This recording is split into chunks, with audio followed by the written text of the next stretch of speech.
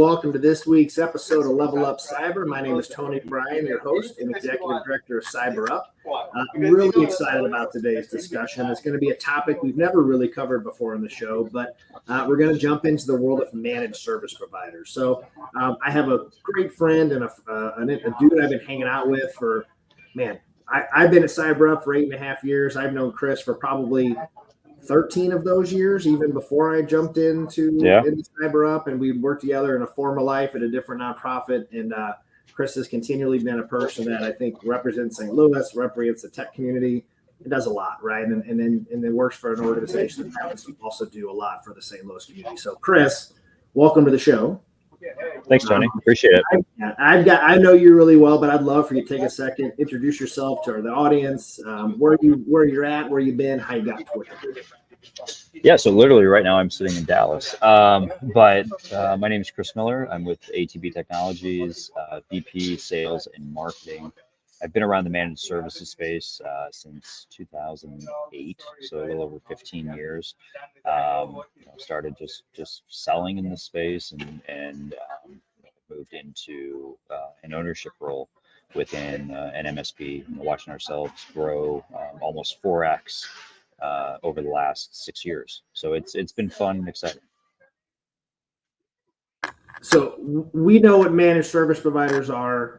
They are, in my brain, a backbone entity for a lot of small to mid-sized businesses that are looking to identify tech needs and tech support. But for the benefit of everybody, it's a level set of playing field. What is a managed service provider? What types of things could a company expect to get from that organization?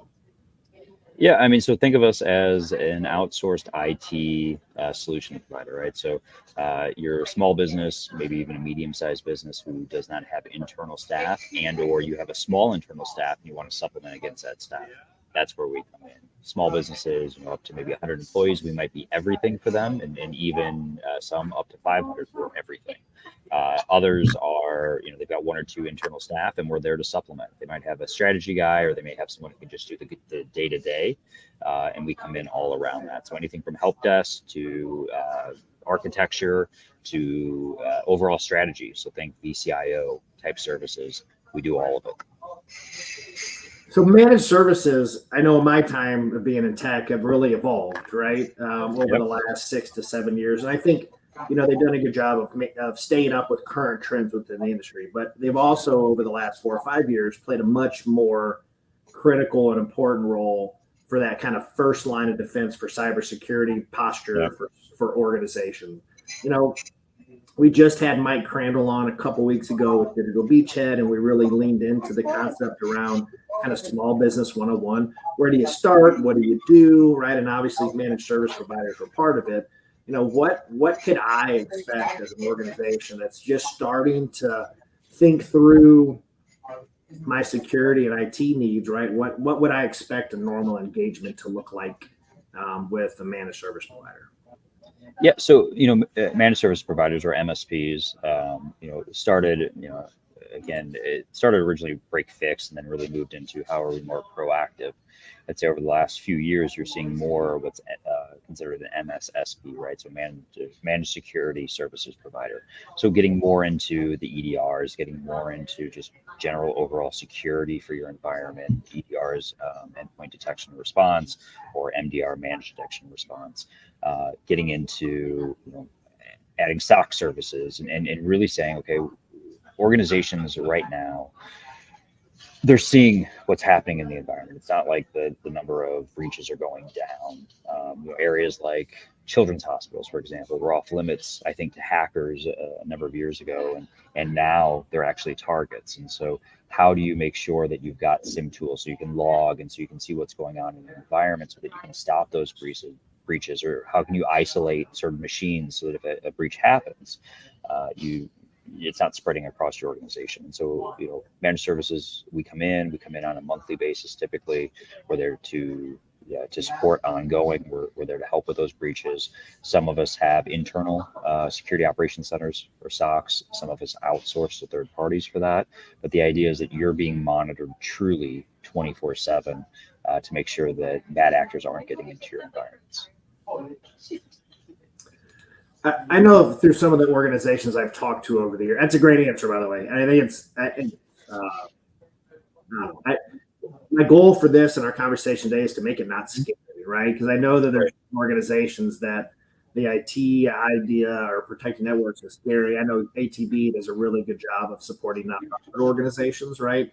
In its own world is a whole nother animal when you just start to unpack the amount of PII that an organization maintains within their data, specifically like, shelters or people that are doing public services, orgs like us, we don't collect a lot of data for people over the time, but there's a lot of nonprofits that do. Children's hospitals, a lot of them are nonprofit organizations. So, as we go down this, we find an MSP, and let's say I'm afraid, right? I'm the owner of an organization. I know I have a need for these things, but I don't know where to start. I don't have an IT person. I'm worried that Chris is going to talk to me, and I don't understand the words Chris is going to say to me, right? Like, what would you do, or what could you say to help kind of ease my mind from a business owner, to make me feel a little bit more comfortable or not scared of, looking at this as something I really need?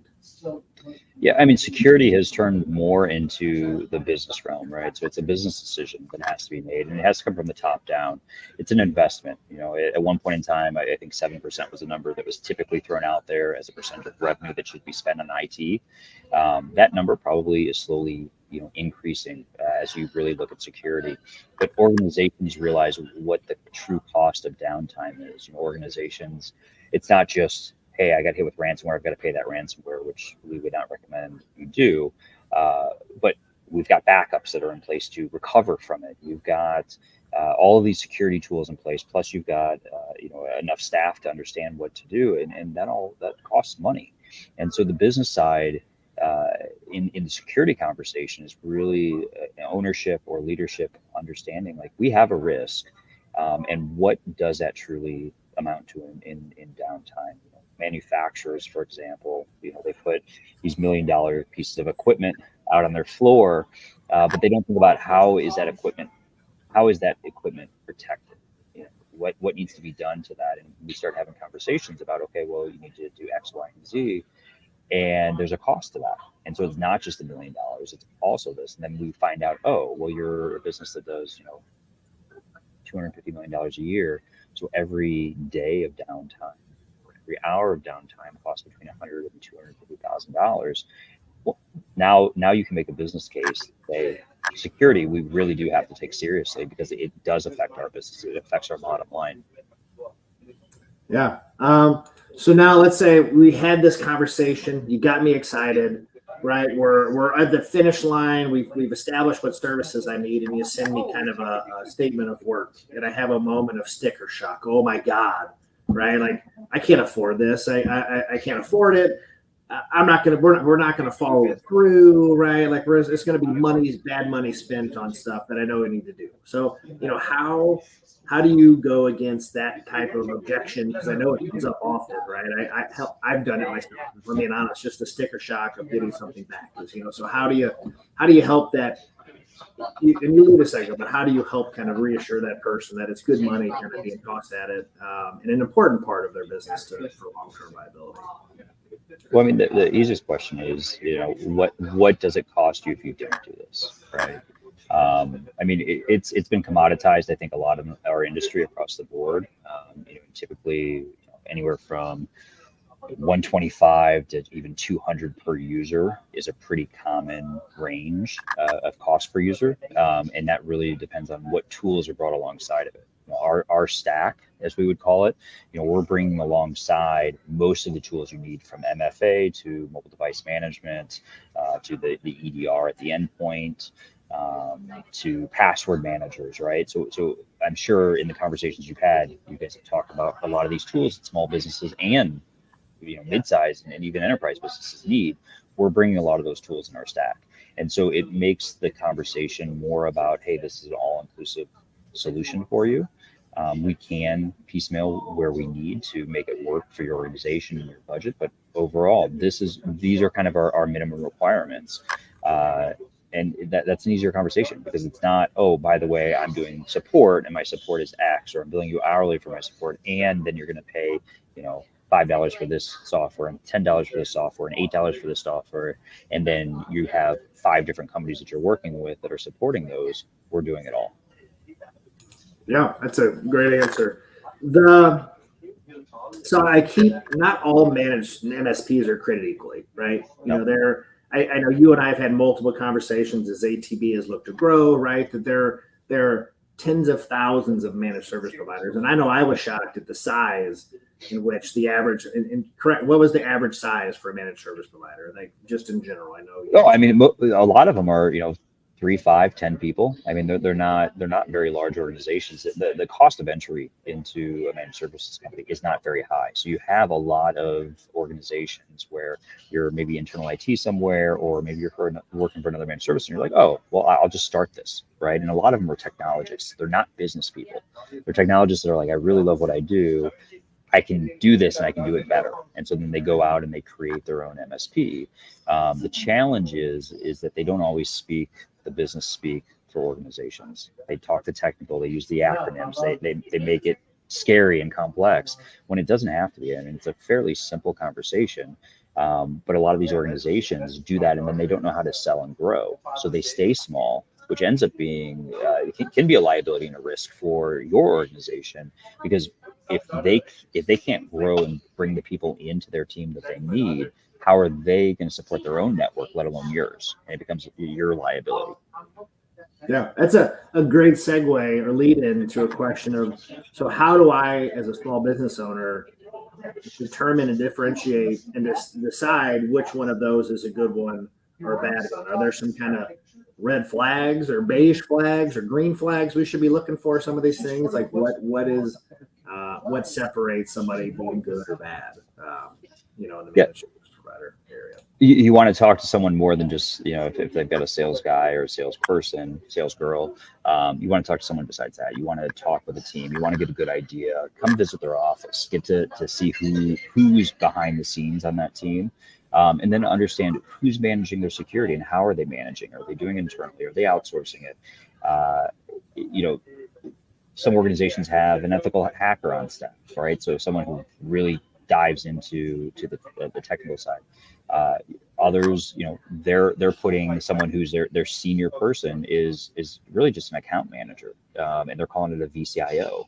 And that's something in our industry that I struggle with. And so when we look at VCIOs, we look at someone who's got 20, 25 years of experience in the industry, working, helping organizations really look at strategy. It's not just an account manager who's trying to upsell you, and we're calling it a VCIO. Yeah. So one thing I know I've spent a lot of time thinking about over the last 12 to 18 months is rural communities, right? Small town USA. Their needs and requirements continue to increase. Just because they're in a smaller town doesn't mean that they're not as risky anymore than somebody in a St. Louis or in LA, but their access to managed services is not as great, right? Because there's just simply not enough organizations or talent that exist. So if I find myself as a small business and I'm maybe in a more rural kind of offshoot area in a state, where should I look? What should I do? And really, I know we just alluded to kind of what makes us good, but where should I kind of tap into small communities? Yeah. I mean, I think most managed services are involved in the community in some shape or form, right? It could be a chamber of commerce, it can be some type of business, local business group. That's where they find those. It could be a BNI group, right? The more rural you get, right, you do run into those issues where you don't have as much competition in that. And so it's really, talking to their customers, understanding how they handle the situations and seeing if it's the right fit for them. There's an MSP that I'm in a peer group with who's in West Virginia. And, I constantly think about it. I'm like, man, how do they continue to grow and find this business? And even in West Virginia, in these small towns, they found a way to do it because they do a really good job at what they do. But you also have that opportunity, if you're in Southern Illinois or, Central Missouri, reach out to KC, reach out to St. Louis. A lot of organizations like ours, especially ones that have a sizable presence, we're willing to do that. We're willing to work down in Farmington or Camdenton or Centralia or wherever that is. our reach allows for that. And then we also understand the network, even though we may not be able to be everywhere. A lot of organizations that are a certain size have built a strong network of other MSPs or other partners that they trust that can help make that breadth and their size bigger and better. Yeah, a great answer. I know that's just a concern for me, right? Like I worry of these small staffs that maybe don't have an IT or technologist on their organization, and then a hiring manager, HR, or somebody calls, or even an operations manager calls, and it's like, hey, we need IT, and they call the random Google search number, and they get somebody, and they come in, and they're unclear on what they need, they're unclear of what to ask, and then they get a set of services, and then they're unhappy, and then they've just spent a lot of money, and at the end of the day, aren't necessarily much better, and then it doesn't do the overall managed service as a whole a benefit, because then it paints that all in a bad light, and then it really just doesn't help the business. So, but Tony, I mean, the reality is most organizations or most individuals, right? Someone. I hear it all the time. Oh yeah, I've got an IT guy, or I know an IT guy, right? And it's my cousin's son, or it's a friend off the side, or Joe's buddy, right? Like does IT. And the question is, okay, do they do it as a business? Do they do it on the side? Did they come from enterprise? And enterprise is quite different than the small mid-sized business, right? So just like the enterprise, they look for specialists that know their size and their business and their complexity. Small business is the same way. Enterprise solutions don't always equate and minimize down to a small mid-sized business. So having a specialist that works in that area, works in the size type company that you are, one push for us, and I would say for MSPs in general, is really honing in on, okay, who do we serve, right? Because a 2-person or a 5-person small business has different needs than a 500-person organization, right? The complexity of it, just the overall design and architecture is quite different, and the tool stack that they're going to use and the budget that they have to be able to do that tool stack. We can come up with solutions that are extremely cheap, and you can come up with solutions that are 10,000 times the price of that small solution. But it's not going to be a fit for everybody. So whenever you find an MSP that really understands your your demographic, your size, your industries, right? We have a strong focus, as you said earlier, nonprofit. We work in manufacturing a lot. We work in engineering a lot. We try to live in those spaces, right? And so we bring expertise in those areas on the types of softwares and the ERP solutions that they use, and we can really bring solutions that surround that, because we've seen it elsewhere. Yeah, I keep going back in my head to this idea of like the fear for a small business, and I think cost is always a factor for all this stuff, and I don't think that any organization, ATB included, is going to come in and say, here's a Ferrari that's going to cost you $45,000. It's this or nothing, right? So I know I've seen iterations of, I'll call it, I'm going to use a military term, a crawl, walk, run phase, right? Where you're kind of working through iterations of your IT department, and that hybrids in many different ways, right? There's staff aug that you come from ATBs of the world. You're hiring your own person, but I know organizations like ATB help navigate what that crawl, walk, run, or kind of the iterational phase of IT would look like. Where's a good starting point? If we kind of approach that where we can't bite the whole elephant, but we want to start tackling it. What's a good start point for everybody that they should be looking at? Yeah, I mean, I think I would take a step back into our sales process, or our approach with organizations that we work with, is it's understanding where you're at, right? Where you are in that cycle, what you're used to, what you're willing to, and we can help you at least have a conversation and understand that, and then help guide you. We're not always going to be the right fit for an organization, and we understand that, and we accept that, and we're honest about that up front. Some organizations really just need someone to come in and manage a project for them. Some organizations do need just break fix, right? There's not a whole lot of complexity to them. Some organizations go, you know what? I really don't care about security, and I've heard that, and it's disappointing. But the reality is, I'm never going to make them fit into what I need or what we need to reduce our own liability in the process. And for those, there's other organizations that will, and so we're willing to say, okay, you know what, we're not a right fit right now. Maybe we are in the future. Maybe you start with XYZ company. As you grow there, maybe you outgrow them. We're here, and then maybe at a certain point you even outgrow us. And so organizations like ours that aren't trying to take every single, in our terminology, a logo, meaning every company under the sun, we've really found out who we are, who we serve best, and we can have those honest conversations and say, yes, you're a good fit. No, you're not. But we're not just going to leave you hanging. Let's help you find the right partner for you that will get you to where you're trying to go. So a lot of it's conversation, listening, understanding, and at the end of the day, consulting. Yeah, that makes a ton of sense. It's a frightening concept, and I think it's frightening for the cost, right? And there's this perceived. I don't think anybody in 2024 realistically thinks they're universally free from risk and not gonna, they're not liable for an attack, because we all are, right? We get so many phishing emails and text and things throughout the week, and I would consider us small potatoes in the grand scheme of life. But there are people, I'm sure, that there's something that everybody wants that they need. They're going to go and try to do it. There again, you as a business, you have a bank account, you have money. There are things like that. No matter what that amount is in the account, they can find a way. Maybe you have AR that's outstanding, and they're trying to get to that and utilize that as a way of changing the bank account, so that the people that are supposed to be paying you, your customers, are then pay them directly. There's 100 different ways. Most small businesses, no matter if it's SharePoint or Teams, or even if it's on a local server, they're housing their employee data, right? You've got social security numbers, you probably have birth certificates, you have those things. All of those individually may not seem like a lot, but that's all that they need. The children's hospitals, what we're hearing with them is they're going in and what the value is outside of extortion, of finding pictures of children in health pictures, right, where they're nude, and utilizing that to extort, right? You would never think that, but those are the things that these people are after. Messed up. It's very messed up.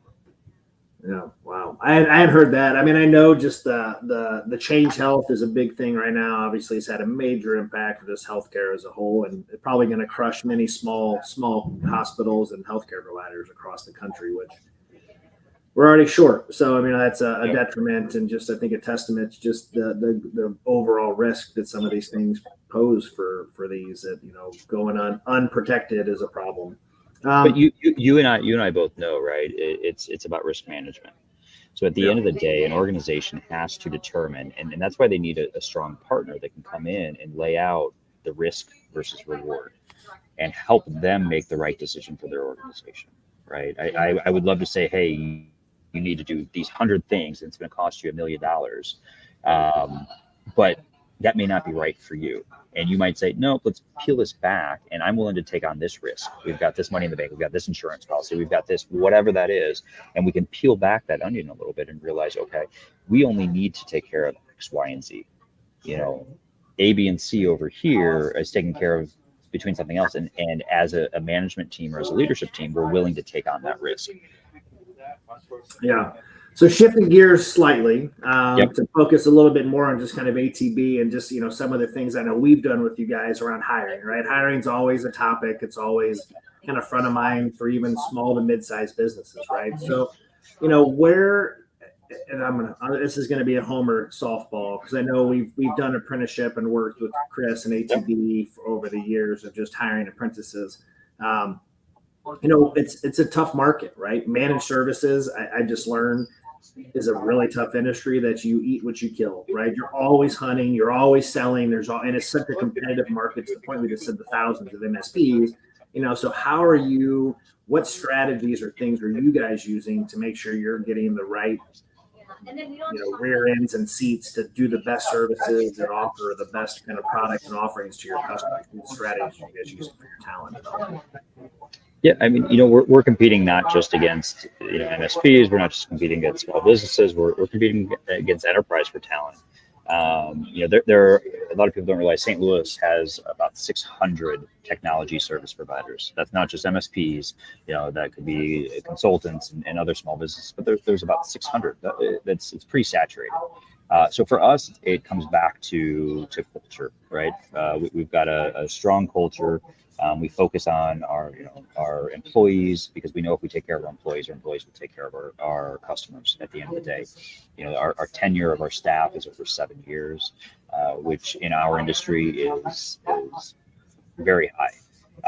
And so what that translates to is our customers can call in and they can talk to the same people. They get to build relationships, get to know us, and they want to stay with us long term. They're not constantly having to repeat and have our team relearn who they are and what's there, and questioning, can we give them the guidance and the solutions that they need. That all goes to the wayside, and we're able to actually provide them the relationship and the service. The other thing with talent is, and through our benefits, right? We do unlimited PTO. We take care of the employees' healthcare benefits. We don't want them worrying about those things, right? If they need to take time to go to the doctor, take time to go to the doctor. Your healthcare is taken care of. Obviously, like a lot of organizations, 401k match, all of those things I think help bring it. And then we have a very collaborative environment. So, we've got lunch catered in 3 days a week. A lot of times teams sit together and they can have their time to just be people, right? And it's not about the work. We really rarely talk about work during that time. We talk about Cardinals baseball. We talk about why the Rams left town. We talk about whatever it is that they want to talk about. At lunch table, we're all just kind of hanging out. What we have done most recently is, obviously, with CyberUp, we did work and bring some apprentices in. We're also looking at other internships. And so this past year, as we've grown, and we've grown pretty significantly, we made the decision to hire an internal recruiter, right? For us to help. Here's what we found. There were other recruiting firms in town we had worked with for finding talent.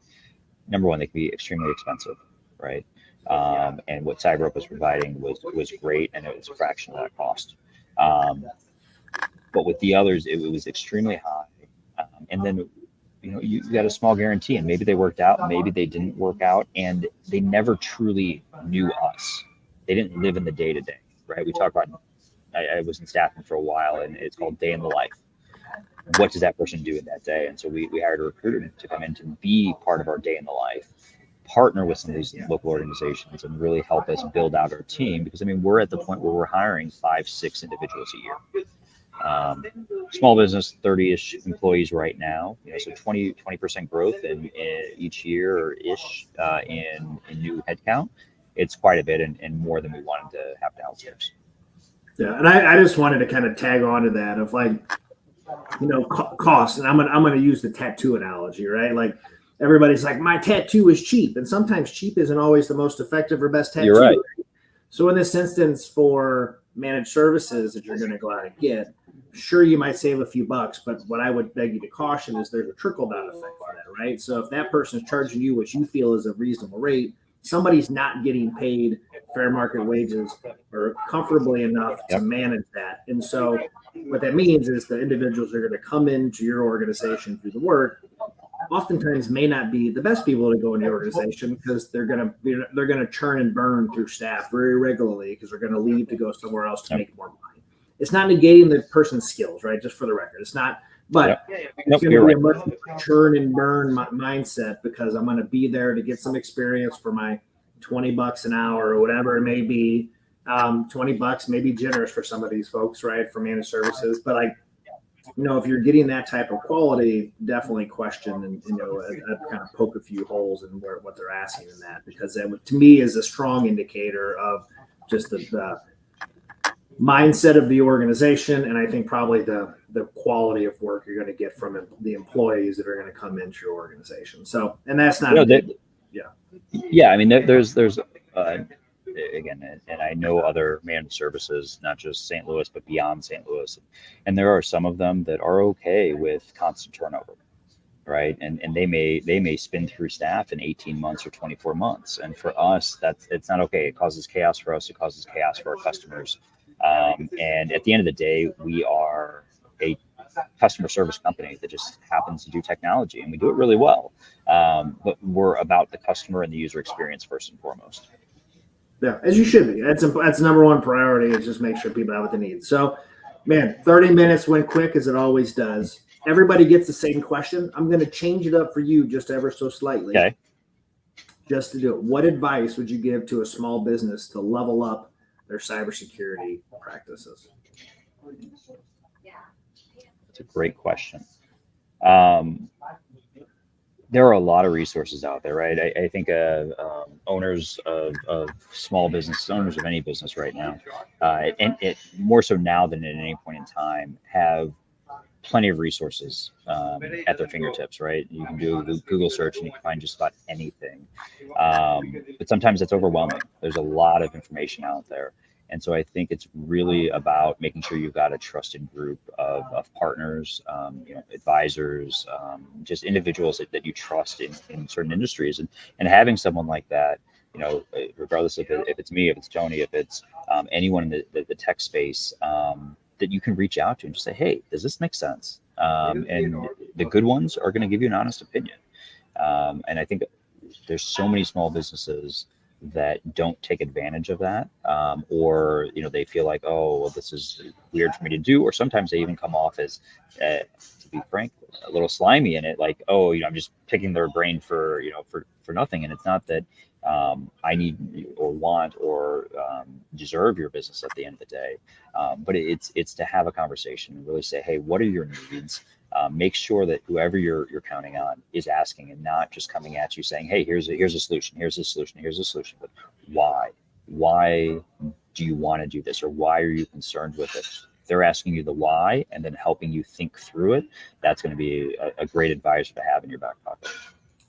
I like that. It's solid, really, really solid advice. And I hope people take heed to, because it's a scary world. It can be quite a bit. It could be a large investment for a small business, but it's also, I will stomp my foot, it's an important investment for those organizations that as you get more and more sophisticated and find a partner like an ATB or whatever. And ATB is not paying me for this, by the way. This isn't a paid, and that this is not, there's a mutual respect here between the two of us of the work they do. But finding a trusted partner that you can navigate your IT stuff is such an important part, and really kind of take that seriously. So, Chris, man, it's always nice catching up with you. Enjoy your time in Dallas. It's all if just continue to do great work for St. Louis and beyond. Continue to to be a leader in this space. But appreciate you as always. Appreciate listeners for tuning in. And until next time, everybody have a great week. Thanks, Chris. Thanks, Tony.